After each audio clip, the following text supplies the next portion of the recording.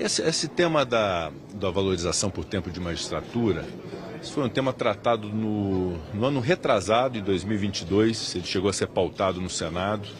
Naquele momento houve um apelo da transição de governo do presidente Lula para que se aguardasse a assunção do novo governo para poder dialogarmos em relação a isso.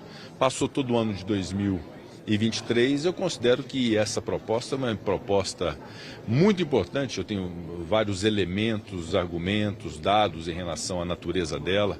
O fato de estar limitada ao orçamento dos próprios órgãos, o fato de se aplicar carreiras que têm especificidades muito consideráveis, vedações constitucionais muito graves. Ao longo do tempo nós fizemos reforma da Previdência, lei de abuso de autoridade, o projeto de lei do extrateto que acaba com os supersalários, já aprovado nas duas casas, faltando agora a apreciação do trabalho feito pela Câmara, agora no Senado Federal. Então, o que nós precisamos é dar condições para a magistratura e para o Ministério Público de ter uma estruturação de carreira. E a economia do projeto de lei do fim dos supersalários é uma economia superior ao que é o incremento de gasto dentro do orçamento para a estruturação dessas carreiras. Todos nós, quando fazemos um apelo ao Judiciário e ao Ministério Público, que juntamente com as polícias são os responsáveis, por exemplo, para combater criminalidade organizada, que é algo que tem assustado todos nós brasileiros. Quando nós fazemos essa exigência, é muito importante que tenha nessa ponta pessoas estimuladas, pessoas valorizadas, com independência. Eles têm vedações que nós todos não temos, que são vedações de exercer exclusivamente aquela atividade.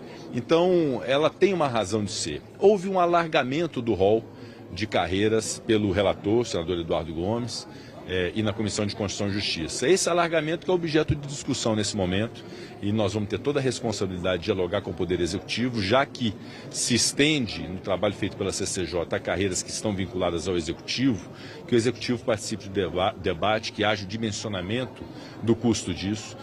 Mas o cerne do que é a proposta de emenda à Constituição, ela tem uma razão de ser, que são esses elementos que eu estou aqui dizendo para vocês, e no final das contas será algo muito importante para garantir que essas carreiras não tenham pessoas que não sejam vocacionadas, que quem esteja nessas carreiras não queira sair, que quem esteja nos bancos de escola, de faculdade de direito, queiram seguir essa carreira com independência, com imparcialidade, pessoas incorruptíveis. É isso que nós queremos como sociedade. Para isso nós precisamos ter essa valorização e essa estruturação de carreira. Não tem cabimento, ao final de uma carreira de um juiz, ele perceber uma remuneração menor do que na sua entrada, e essa é a realidade de hoje. E o orçamento é o orçamento do próprio Poder Judiciário. Eles têm já um orçamento definido e aí vão aplicar prioritariamente para essa estruturação. O nosso projeto de déficit fiscal zero, de equilíbrio das contas públicas, não é afetado com a priorização no âmbito de um orçamento já pré-definido de estruturação de carreiras, ao invés, por exemplo, de construção de prédios de fórum, por exemplo. Então, é algo muito sustentável, algo equilibrado, que vem sendo estudado ao longo de muitos anos e que nós propusemos.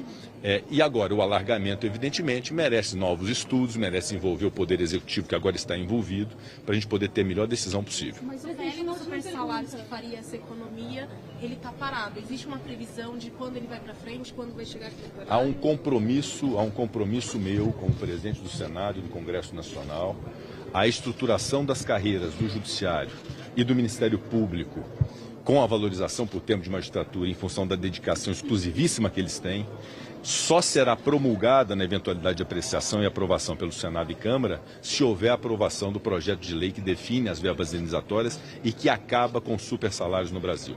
Essas notícias que vocês dão com muita propriedade, que são realidade, de contra-cheques de 400 mil, 300 mil, 500 mil reais para um só servidor, isso acaba com o projeto de lei que nós estamos na iminência de votar, e a promulgação da estruturação das carreiras através da emenda constitucional só se daria, na eventualidade de aprovação, com a aprovação desse projeto de lei. Seriam as duas coisas juntas, como uma proposta do Parlamento brasileiro, para que haja equilíbrio, não haja supersalários, haja valorização sustentável dessas carreiras que têm especificidades e que precisam ser tratadas em razão de suas especificidades, mas sem os exageros que hoje nós vivenciamos, com penduricalhos, com auxílios que são criados nos tribunais e que são vedados por esse projeto de lei. Então as duas coisas, uma só acontecerá com a outra. Esse é um compromisso que eu fiz aos senadores, é um compromisso público que eu fiz, em razão da responsabilidade que nós temos de poder ter um judiciário forte e valorizado, o Ministério público forte e valorizado, sem excessos, sem supersalários, sem privilégios, mas com estruturação de carreira que faça ser carreiras minimamente atrativas. Presidente, já está agendado o encontro do senhor com o presidente? O encontro com o presidente Lula está confirmado? Olha, na sexta-feira houve um contato do Palácio do Planalto. Eu, infelizmente, eu tive um pequeno problema de uma iminência de gripe ali, de uma reação à vacina que eu tomei de dengue. É uma reação leve, viu, gente? Pode tomar a vacina, que a vacina faz bem e deve tomar.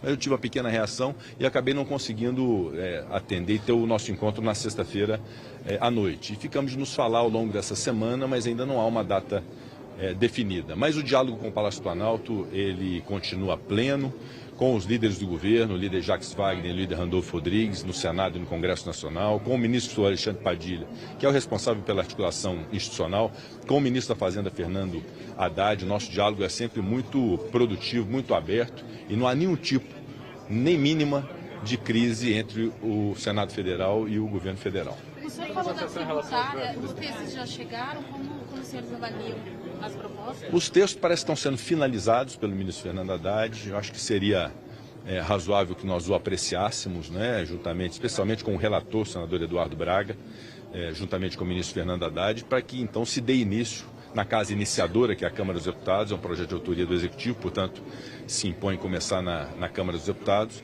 É muito importante que nós tenhamos realmente a união das duas casas, junto com o governo federal, e entregarmos esse ano ainda a regulamentação da reforma tributária. A sociedade anseia isso. Talvez seja a pauta mais relevante que nós tenhamos para esse ano, de entregar a reforma tributária para o país, e no final vai dar tudo certo.